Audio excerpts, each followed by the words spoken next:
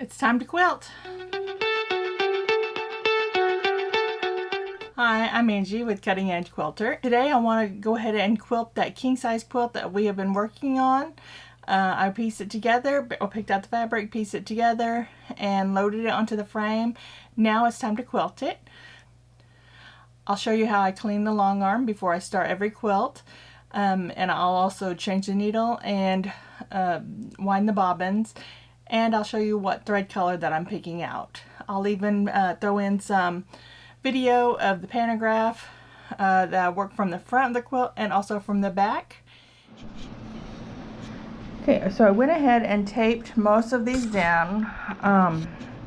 These I think I used around 36 papers on here because they kind of had to overlap them if I wanted to keep my pattern going.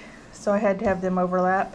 I was going to show you how I overlapped them, or I stuck to the pattern with my very last one. So if you see here, there's half of it that I'm going to cover up.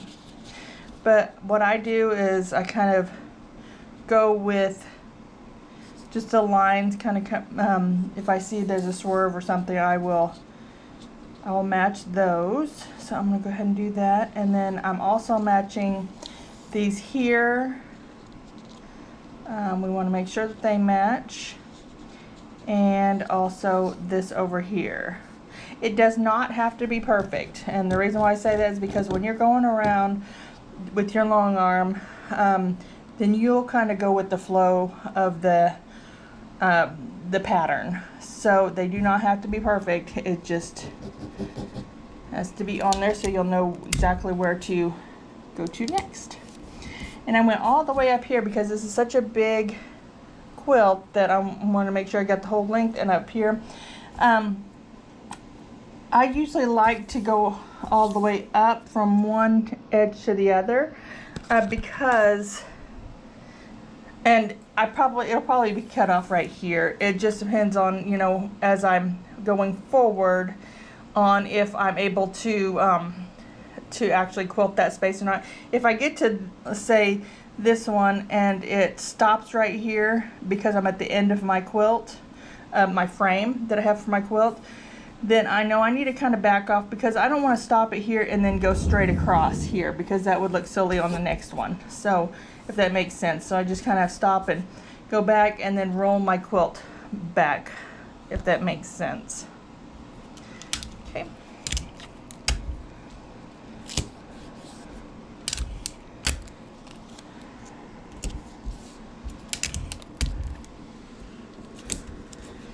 I will be using masking tape, and I'll show you how to do that to make sure I get the correct end of my pattern, and to where I'll use masking tape at the top here so I know where to stop there, that I shouldn't keep going. Before I baste, what I'm going to do is go around to the back and I'm going to mark my pantograph to make sure that I'm where I need to be on the quilt, to make sure I don't go over this. And then I will baste my quilt. And what I mean about where I want to be, if you noticed, okay, so right up here I see my needle, so it's over the bar, see it right here, and I could tell that over here is the side that I need to be. So I have my little laser here. I don't know if you can see the laser. It's from this right here. So, see that? I can kind of move it however I want it to. I think there would be fine. And I'm going to go to the furthest point to the side, which is right here. That's my furthest point. So now that I know that, and my quilt should be pretty straight, that's as high as up I can go. So, and then I'm going to go down like this. I'm going to follow my my quilt edge with my eyes right here, and then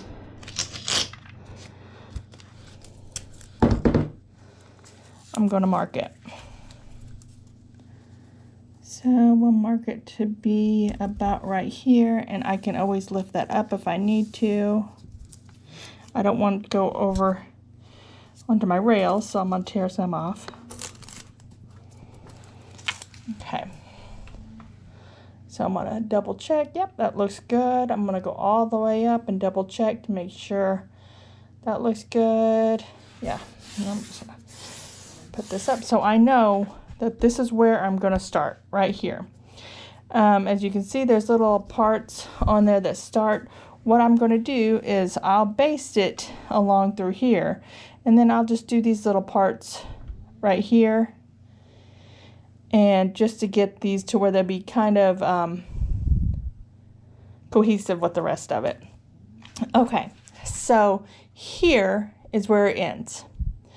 So if I don't mark where it ends, then I will try to go through here and see it's going to stop right there, and there's still a curve there. So I don't want to stop here and go straight across because I want it to be cohesive with everything else. So I'm going to mark where that ends on this side, so that way I know that I don't want to go all the way up there. And I can kind of stop and start again. So I know where to stop. Okay. And I don't want to get my tape too long because then I'll just really mess it up. And once you get everything the way you want it, you do not want to move that level or that laser right there, because if you move it, then you'll just have to redo the whole thing. And you may or may not hear in the background, they're cutting up some trees. We had a big storm the other day, and a couple of really big limbs fell, and one took out our swing set. We've had this swing set since our twins were, oh, I got that one a little bit off, that's okay. Since our twins were about 1, and they're 28 now. We needed a new swing set anyway, but it got it. A limb knocked it down and destroyed it. So they're cutting up that limb now, which would be good firewood for the winter. But you could probably hear it. That's a little bit off, but that's okay. I will not need to mark this in because it looks like it's going to go all the way to the side, which is perfect, but I've never had that happen before. So I'm at the very edge of my pantograph right here, and this is where my needle is, the very edge of my quilt. So it kind of turned out perfect, but I won't need to mark my pantograph anymore on the edge. Let me tape down this just so it doesn't get caught. So I think we're good to go. So what I'm going to do right now is go ahead and I'll first get my lint roller because I got lint from when I put my thread on there. And I'm going to baste my quilt. Since this is a big quilt, I'm going to baste the top here first. I'm going to roll it up, baste some more. I'm going to baste it till it gets to the very end. I don't want it to shift or anything on me, so I'm going to go ahead and baste all of this quilt. Okay, so what I'm going to do now is go ahead and clean out my space for my bobbin. I'll take the old bobbin out and then lay it to the side, and I'm going to find my cleaning brush, which is this right here. It came with the Longarm, and you might not see everything that I'm getting because this quilt is bigger than you usually have a bigger workspace for this. But you kind of have that, and you see this kind of a blob here. You want to make sure you get all that. It's very, very important to clean out your machine before you start a new quilt. Okay, now I'm going to go ahead and foil So I have this oiler that I pull out, and then I just put 1 drop. This is what the directions say, the manual says, just 1 drop in that bobbin, at the very bottom of the bobbin. Now you're going to make sure you have a clean microfiber cloth. Just kind of wipe around and make sure there's no oil around it and along the edges. It's going to move on you. And wipe your fingers too, because you might have got a little oil on there from before. And I also like to use the microfiber cloth just to make sure that my screen looks good.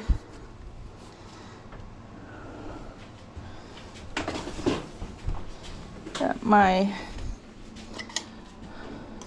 machine looks good and clear of dust.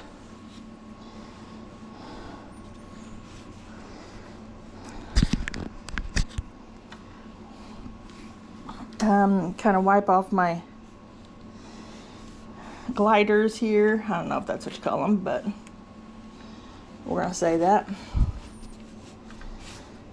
So I think I should be good to go.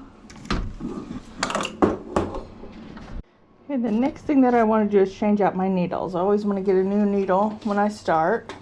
So I have these 9014 135 by 17 MR needles that I'm going to go ahead and change that out for.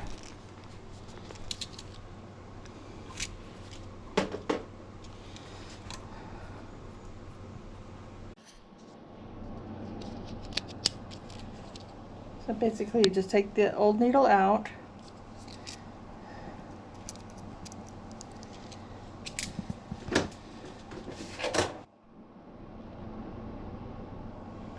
So it has like this needle, and you probably can't see it, it has like a little scarf. The scarf is right here. Kind of like an indentation. And then it's raised up right here. So it's scarf back here. It's like a little indentation right there. That goes towards the back.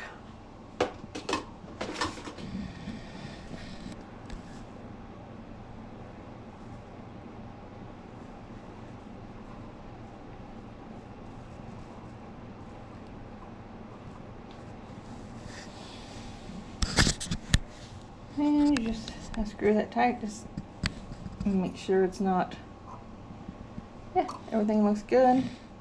Make sure your scarf is in the back, it is. And change your needle. So now what I'm going to do is try to determine what color thread that I want. Okay, so if you remember, this is my backing right here. I just put a little piece right here, and I'm going to show you the thread that I'm going to use. This is called bottom line, and I want this for my backing.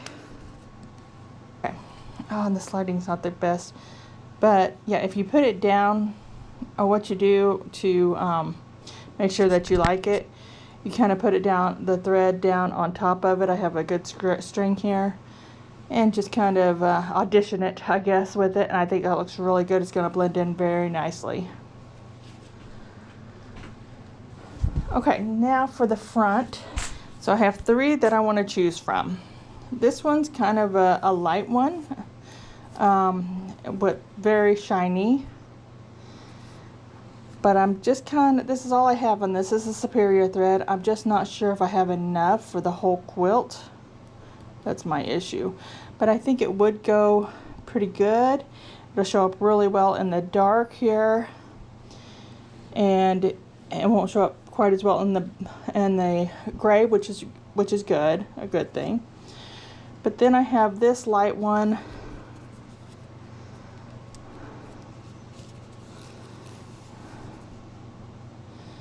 So I'm going to kind of put it over all of them here. It'll show up a little bit on the gray. It'll be a nice color for this blue, and it'd be really good color for this plaid. So that was definitely a good option here. Okay, and I have a darker color. I've always heard that if you want to go with something, go with the darker color if you're having a choice between light and dark.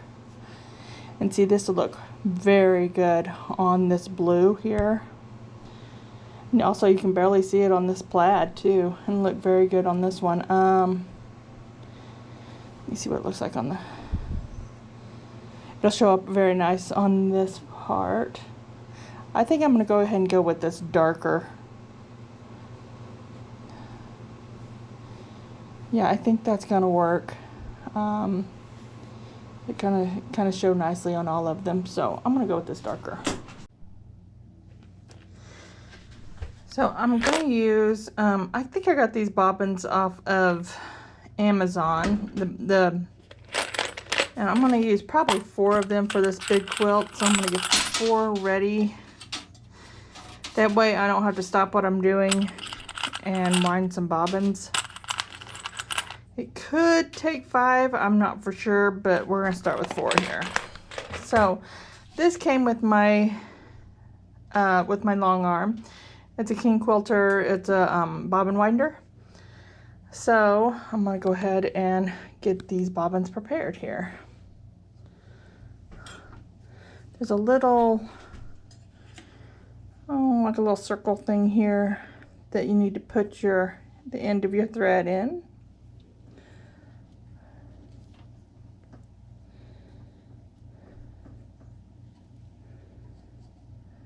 Probably shouldn't have this much thread, and gets all in my way here.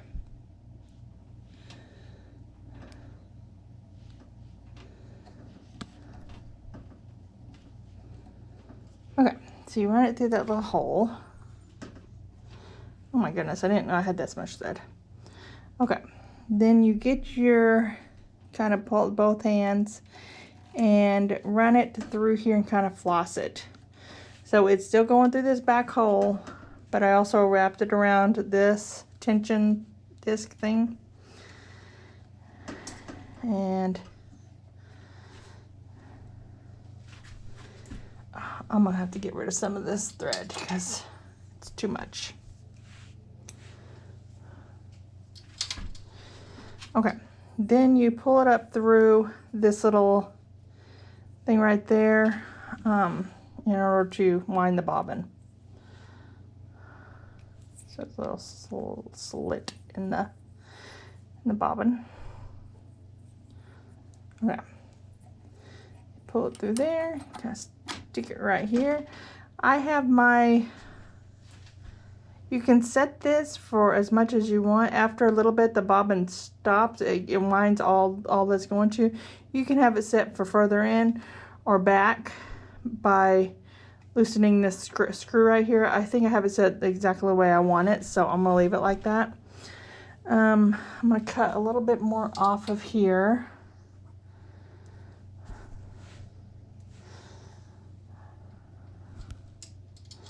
But you'll hold this, the end of it, and then push start, and then it just starts going.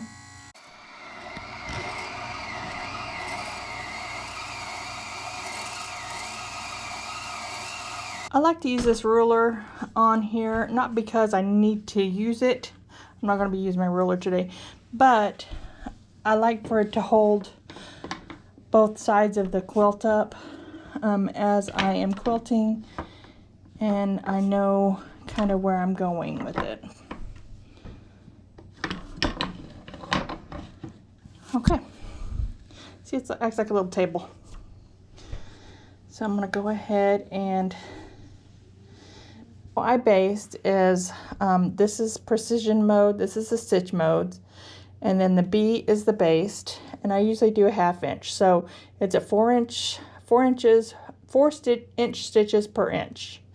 So I'm gonna go down to a 1/2. If you do too big, it could come out while you're quilting.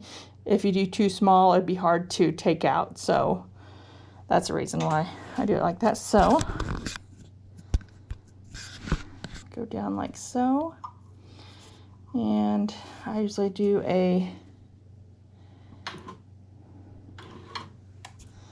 is a staple for me whenever I'm working with a quilt. I mean, I use it all the time. You get your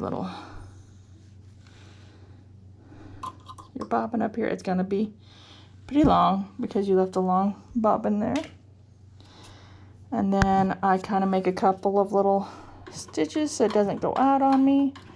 And this basting serves two purposes. It will hold the quilt down, but it also kind of lets you audition the thread the way you like it. If you baste this and you see that you don't like that color thread, you can just, after you baste it, rethread it, and because it's gonna be pulled out anyway. All right, so I'm gonna go ahead and get started.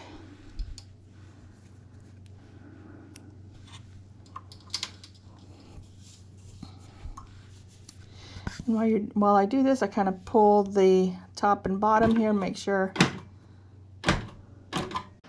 Okay, so basically what I'm doing to the front is I'm still basting. I'm going down through here, basting, but the most important thing that I'm looking at right now is to make sure everything is nice and straight. I do have a line here that I will look at, make sure it's all looks straight with the bar. And it looks like it does. I also have this quilters, it's a Dritz, I'm not for sure if it's for quilters, but quilters ruler, that I'm making sure that everything is lined up that way as well. This seam is at a 7, and I'm just making sure that it all stays at a 7 all through here. So I will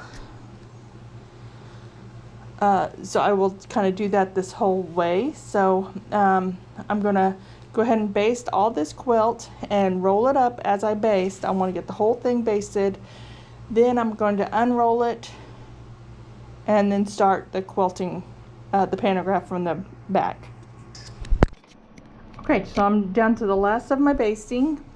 And remember when I said I was kind of worried that I didn't have enough backing for my quilt?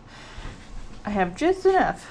So here's the end of it, and here is my quilt top.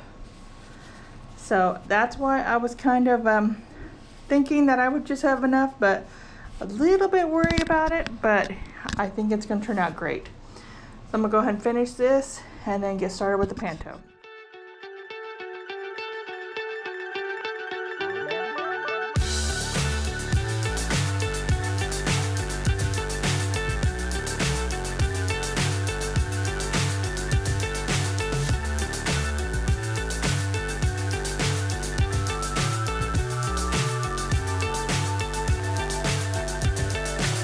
So high, I'm hypnotized. What's up is down, what's left is right. Chasing stars and holding you. I can't see the end, but we'll see it through.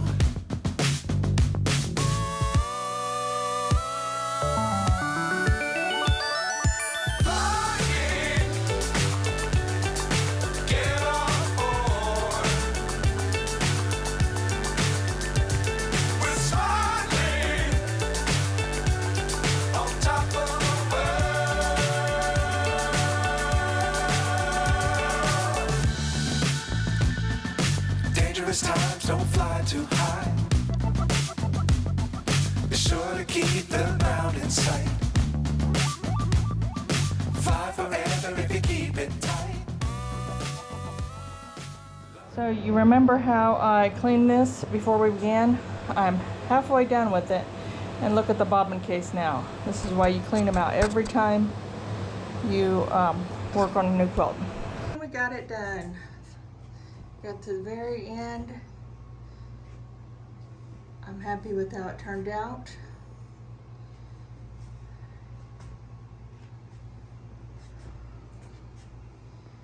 And I will be unrolling it in a second. It's done. Let's unroll this thing.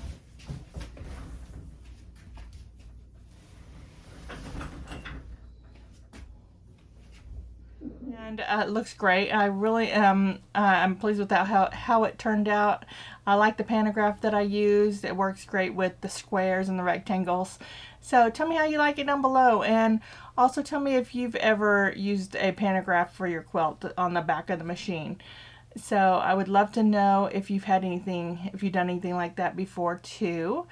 And if you have any questions about anything I've done, or if you want to get your own long arm and you have any questions for me, just definitely let me know down below in the comments below. And don't forget to hit that like button and subscribe if you want to see more. Next week I am going to show you how I bind the king size quilt.